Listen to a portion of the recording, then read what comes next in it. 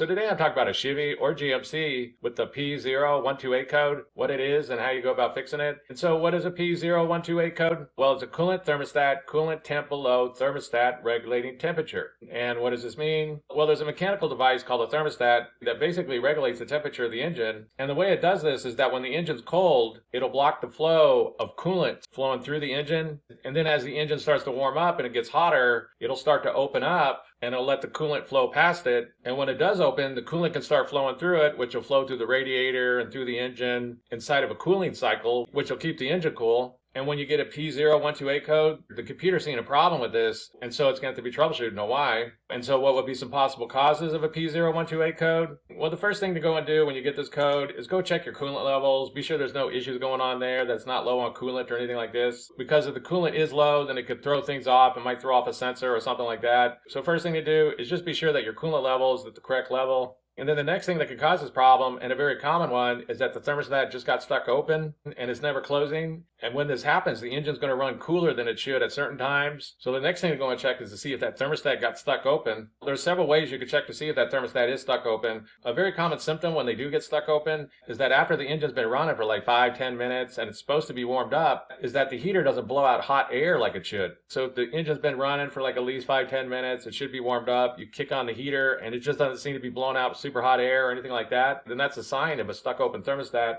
Another way to see if that thermostat got stuck open is to check to see what the temperature of the engine is when it's running. And if it's running cooler than it should after it warmed up, then that's a sign that it has a bad thermostat and it's stuck open. But a very common problem with this code is that the thermostat just went bad and it's stuck open. Another common problem with this code is that the temperature sensor went bad and it's just reporting bad information back to the computer. So the computer just thinks the engine's running cooler than it should when it's not. This is fairly common for one of these to go bad and just be reporting bad information back to the computer. Some vehicles are only going to have one temperature sensor, while others can have two temperature sensors. So it can be a good idea to look up a diagram where all the sensors are located and what's going on with your particular vehicle. For example, this is a diagram of a 2013 Chevy Cruze, and it has two temperature sensors. It's going to have one up on the housing on the engine, and then it's going to have another one located down on the radiator. And so just be aware that while usually there's only one temperature sensor, there can be two. So it can be a good idea to get a diagram where they're located and how many you have. And the last thing on the list is going to be a bad radiator fan. And this isn't too common. Usually it's going to be either a bad thermostat or a bad temperature sensor. But if there's some kind of issue going on with the radiator fan and it's just always blowing and it's always constantly on, then sometimes that can cause issues and it can throw things off. So if you go through and you test everything else out and it all tests good, then the next thing to check would be go check your radiator fans and be sure they're working correctly. And so that's basically it. I just wanted to give a basic overview of how you go about fixing a Chevy or GMC with the P0128 code. If you have anything to add, please comment down below. If you have any questions, ask me and I'll try to answer them. If this video helps you, please click like, please click subscribe, and have a good day.